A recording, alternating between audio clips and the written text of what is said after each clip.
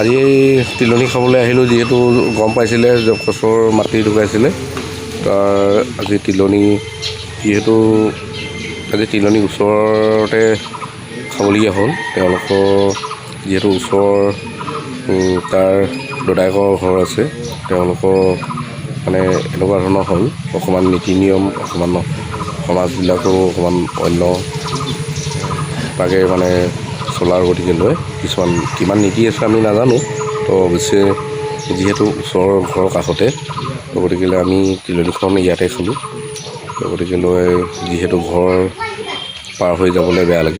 গগৈলৈ আজি আমাৰ দদাইদেউ মিঠান ফুকনৰ পৰিবাৰ ৰমেশ্বৰ ফুকনৰ তিলনিৰ বাবদ আমি যে সকলোৱে সমবেত হৈছোঁ, ভক্তবৃন্দ সমবেত হৈছোঁ। এতিয়া প্ৰসাদ বিতৰণৰ পিছতে প্ৰসাদ গ্ৰহণ কৰি আমি এতিয়া সেৱা আগবঢ়াম। তাৰপিছতে আমাৰ শুদ্ধিটো মানে তিলনিৰ বাবদ শুদ্ধি শেষ হ'ব। আৰু আজিৰ পৰা আমি বেলেগ ধৰকচোন যিটো নীতি নিয়মৰ মাধ্যমত চলে সেয়া আমি আগবঢ়াই নিম। ধন্যবাদ।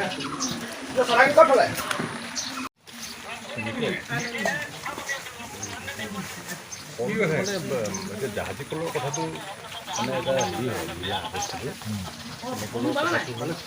তই কালি এইফালে সৰু তই মোক ঘৰাকে গৈছ, তই ঘৰাকে গৈছ জগত জীৱনৰ লগত এইফালে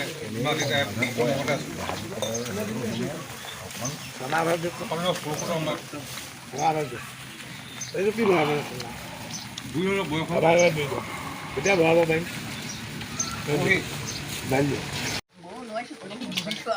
এতিয়া সেৱা কৈছে, তিলনি ভাগিবলৈ লাষ্ট সেৱা এইটো।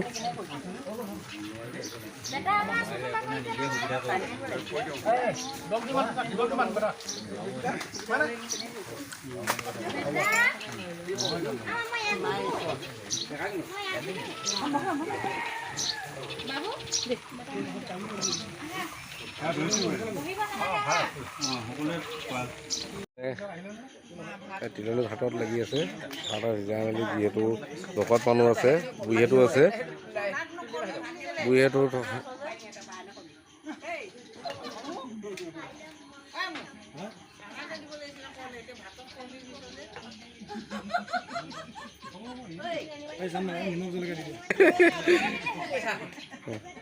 নিমখ জলকীয়া টেঙা দিয়ে লাগিছে কেলা ধৰি আকৌ নকমি বুলি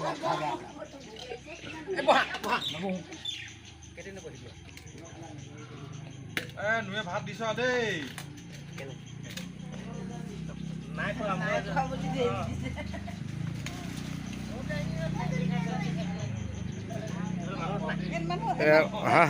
আমি পাছত খাম, আমি পাছত খাম। ইয়াৰ তেখেতলোকে খাওক, যিহেতু গোটেইখিনি লঘনীয়া, আমি পাছত খাম একেলগত। আৰু লগৰ সমনীয়া আছে, আমি পিছৰ ভাগত খাম একে লগৰ সমনীয়াৰ মাজত।